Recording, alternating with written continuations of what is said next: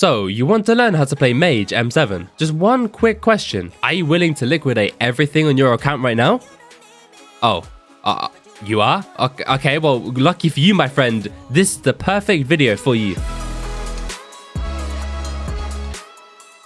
This video is going to be split into 6 different chapters, and on the screen now is the name and timestamps of all the chapters in this video. Feel free to skip to whichever one is applicable to you, but if not, let's get started with the gear. Okay, for the gear, I'm going to start with the armor set. So the first armor set you need is an RCM Storm with Necrotic and Loving on the chest plate. This, in my opinion, should be at least 7 stars with Hot Potato Books and Fumings just for survivability. And then if you're still struggling, G7, P7 and Art of Pieces are recommended. In my opinion, on the RCM set, it's worth it. And I'd recommend at least like Mana Vampire 7, but Mana Vampire 10 isn't too expensive, especially compared to the whole Mage setup as a whole. And then you want Refrigerate on the Wither Goggles and then Legion on the rest. For the LCM, it's basically the same, except you want a minimum of 9 star, and then you obviously want everything on Ancient with Legion on everything. And then you want Sapphire and Onyx gemstones instead of double Sapphires. And then you also want a Term set, which consists of 2 Max Ore pieces, Mithril Crow, and a Racing Helmet or a Spirit Mask. Moving on to the equipment, the minimum that you'd want is a Balloon Snake, Shadow Assassin Cloak, Adaptive Belt, and Soul Weaver Gloves. Reforged to Menacing, Brilliant, Bloodshot, and Brilliant, respectively. The reason I don't have Bloodshot on my Adaptive Belt is because I only learned very recently that Bloodshot is better than Brilliant, and I don't really have the facilities for that. However, I say that's the minimum you need because I also have 3 other equipment when I do the Blood Rush, which is the Implosion Belt, Gauntlet of Contagion for crit chance, and then the Bone Necklace. You also want Spring Boots, a Bongo Mask, a Cow Hat, and a Spirit Mask. You want a Chime 5 Tier 7 Claymore. The minimum amount of enchants for the Claymore are Chimera, Critical, Ender Slayer 7, Fire Aspect 3, First Strike 5, Giant Killer or Titan Killer 7, Gravity 6, Lethality 6, Prosecute 6, Sharpness 7, Thunderlord 7, and Venomous 7. You want a Chime 5 Hyperion. The minimum enchants are Chimera, Crit 7, Fire Aspect 3, First Strike 5, Giant Killer or Titan Killer 7, Lethality, Prosecute, Sharp 7, Smite 7, Thunderlord 7, and Venomous 7. You want a Combo Hyperion for RCM. The minimum enchants are Ender Slayer 7, Giant Killer 7, Smite 7, and Prosecute 6, but the enchants for this isn't too important. I would recommend it, however. You want any Orb for Mana Drain. You need a Ragnarok Axe, Dungeon Breaker, a Last Breath with these enchants. The power 6 doesn't matter. You want an Infinileap. You want a Bongo Staff. You want a Gyrokinetic Wand. You want an Ice Spray Wand. You need Soul Sand, Infiniboom, and a Rod. The Wither Cloak here is borderline cosmetic. It's used occasionally for Blood Rush, but if the healer is door camping, you will never use this. And in terms of getting a second Chimera Hyperion, I really would not recommend this. As someone who's had this for quite a while now, I don't think I've actually noticed a difference. The pets that you need are a G-Drag with Hephaestus Remedies on it, and then you also need a Phoenix pet. And then if you don't have a Racing Helmet, you're going to want to have a Black Cat. The minimum magical power, in my opinion, should be around 1500. However, I know that a couple mages can probably survive with a little bit less, especially if they have really good gear. And then the power you want to select is Silky, and then the tunings don't really matter too much. I just put everything into speed. I know that that's not 100%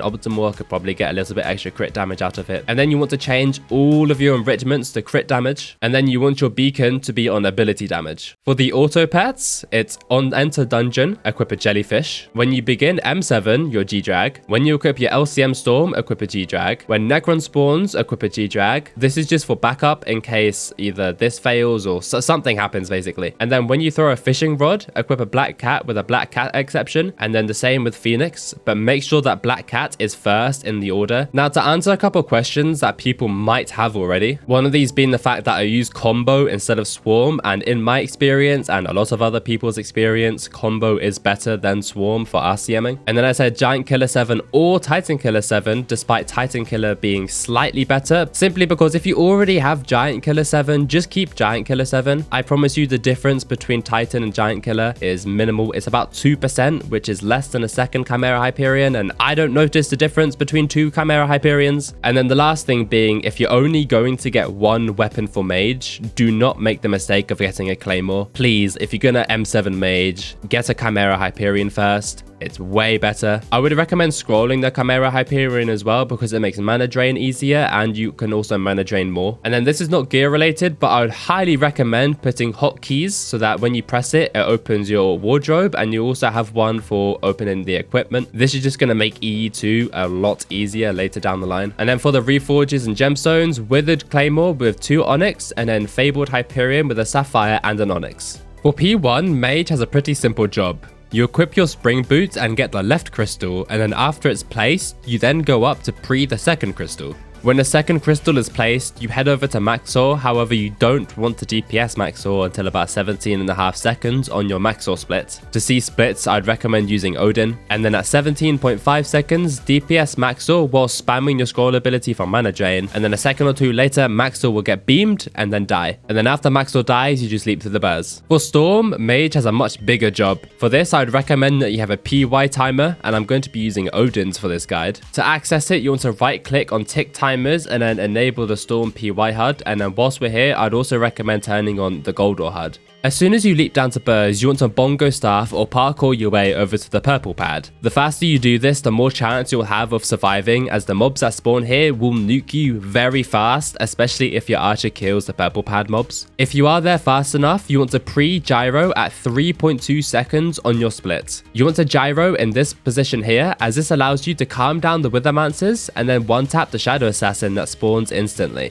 To do this, you want to look roughly at where the Shadow Assassin spawns like this, and then when you gyro, walk to the left while staying on the purple pad and then spam left click. The Withermancers will get gyroed, freeing your visibility to kill the Shadow Assassin. This guide is a Mage E2 guide, which means that your tank is expected to checkpoint. Double check with your tank to make sure that they know what checkpoint is, and then if they don't, just tell them to stay at purple pad during the lightning whilst looking at Storm. After the lightning, the tank can walk over to the yellow pad or leap to healer, then bongo staff over. However, this is not a tank guide. If it was, I'd hate my life. For the purple pillar, you want to put it up all the way to the top and then put it down one singular time. After it's set up, you want to leap over to your archer or bongo staff over. After this, you wait till lightning, and at 2 seconds left until the lightning, you want to mana drain with flux either once or twice. I usually do once as I use my scrolls to mana drain more. And then after the drain, you want to leap over to your tank who's already at purple pad. As soon as you leap, you want to start your Ragax, and if your tank isn't dog shit and your arch can clear, there should be no mobs around you, so you should be able to get your Ragnarok off. You want to be LCMing Storm the whole time that you're at purple pad. And then as soon as your PY timer hits 20 ticks, you want to stand on the pad, and then as soon as it hits 0 ticks, you want to stand off of it. After you're off the pad, you want to walk down these little slabs until roughly this position, and then as soon as you're in this position, you want to prep your Spirit Leap menu open and then hover over the healer. Leaping to the healer quickly is very important, especially if you have a good archer. If not, the Storm trajectory will get thrown off. As soon as Storm is crushed, you want to leap to your healer, and then as soon as you leap to the healer, you want to walk back instantly. You don't want to wait until Storm is enraged, you just want to walk back immediately. This is to make sure that Storm has fast movement when he traverses over to the yellow pillar. When you walk all the way back, you want to be at the very edge while staying in line with the middle of the yellow pillar. And then as soon as you're set up in that position, you want to continue to jump and jump and jump.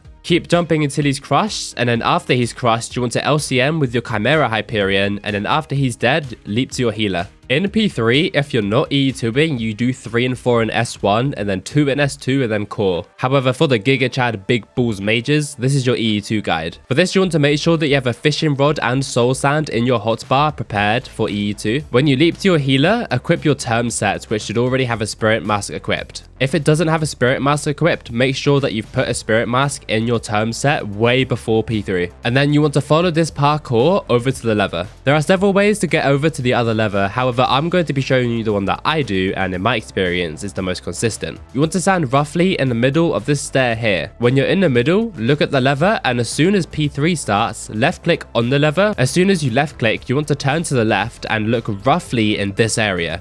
Then depending on your ping, you want to jump then bongo or bongo then jump. For me, I have roughly 110 ms, so I bongo staff, and then right after I bongo staff, I jump. This might take a little bit of trial and error for you though. Someone on the higher ping might need to jump later, and someone on lower ping might need to jump simultaneously. Once you're in the air, you want to shift just in case you're on the edge of the other lever, but if done right, you should land perfectly against the other lever. This allows you to left click the lever, jump over to the gate, and as soon as your death tick timer goes to 0 ticks, you want to enter S2. As soon as you do, you want to follow this path.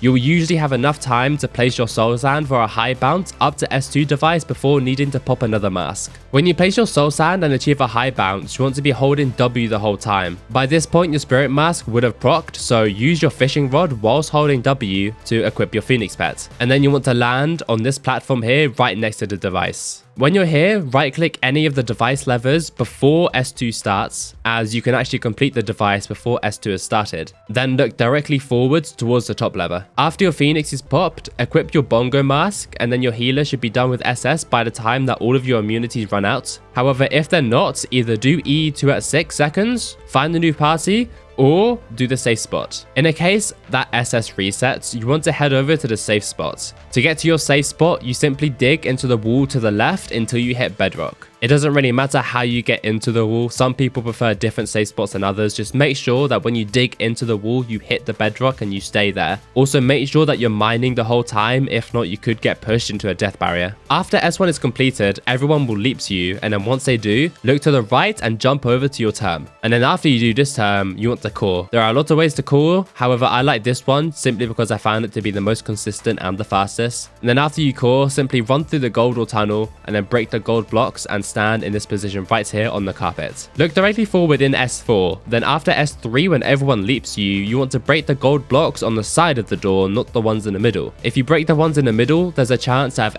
S4 is slow due to slow terms or melody, the 2 gold blocks in the middle can actually stop you, the archer and the tank from going outside. As soon as you're in, you want to time your rag axe to roughly when S4 is usually done. After everyone leaps you want to mana drain and then run out the tunnel, and then you want to LCM gold ore with your Chimera Hyperion until he's dead. For S4, you just want to pop your rag as soon as you're going down to P4, then LCM Necron whilst running to the edge of the platform here like this. Be in the middle of this platform to make it a little bit easier for your archer. When Necron is damaged enough to go to mid, leap to your healer or tank, both of which should be at mid by this point, and then you want to walk down right next to Necron. Don't go directly next to Necron, however, because sometimes he can bug out and go behind you. You want to be about half a block away. After he moves and you get blinded, you can walk to the edge of the platform whilst LCM and Necron still with your Chimera Hyperion, and then continue to LCM Necron until the end of Necron. After Necron is dead, just leap to your healer, who should be in P5. For P5, you are the blue relic, but you're also a debuff and a DPS class, so make sure that you have Twilight Arrow Poison in your inventory and Last Breath, Ice Spray, and a Claymore in your hotbar. After you leap to the healer, equip a cow hat and then head over to the blue relic. If you stand this side while spamming right click on this corner, you should instantly pick up the relic. And then when you do, leap to the Burrs, who should already be on his way to the relic cauldrons. After you place the relics, you want to wait till the second dialogue message, which is this one from the Wither King. When the rag is popped, mana drain twice, and then after you mana drain twice, head over to your dragon. The mage goes to the Burrs dragon. You want to have a timer from when the dragon spawns so you can debuff properly, but when you debuff, last breath whilst looking between the ears and the head of a dragon statue. And then at 200 milliseconds till the dragon spawns, you want to jump up and ice spray. After you ice spray, just swap to your claymore and then LCM the dragon. After the split dragon dies, make sure to keep an eye on it, and as soon as it despawns, you want to rag axe again and then head over to the next dragon, debuff, DPS it, and then repeat for the last 2 dragons.